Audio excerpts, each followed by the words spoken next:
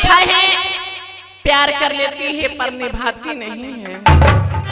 तो हमारे गुरु जी अपने हारमोनियम से क्या दे रहे हैं कि केहू दुनिया में नहीं खे है तोहरे सिवा, है तोहरे सिवा प्यारी में नहीं खे राजा। हम बेवफा, हम बेवफा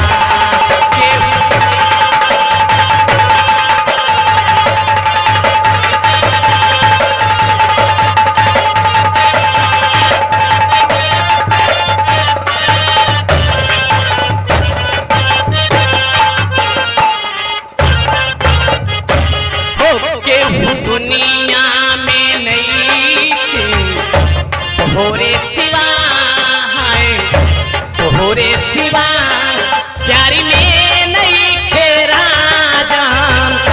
हम बेवफा, हम बेवफा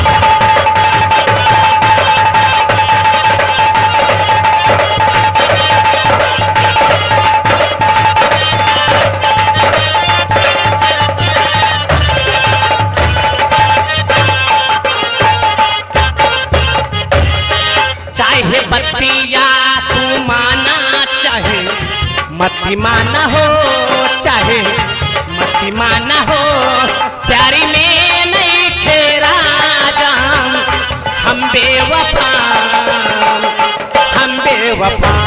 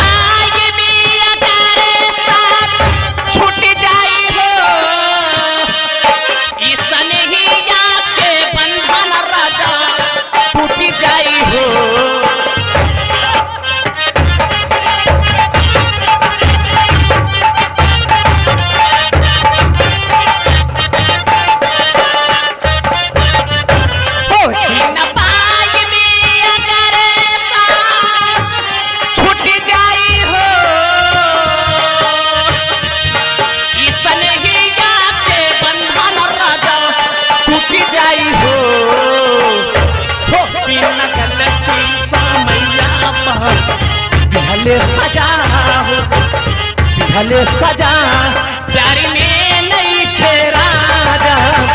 हम बेवफा,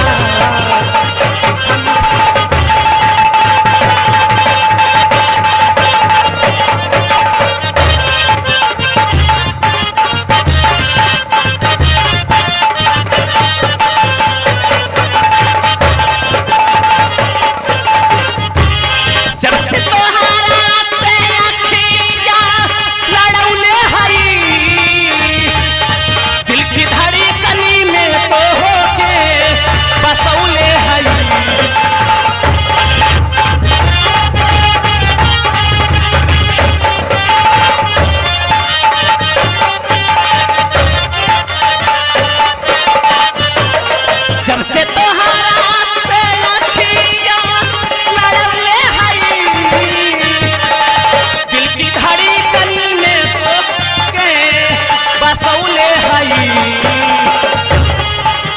गलती समैया दिहले सजा हो, दिहले सजा प्यारी में नहीं तेरा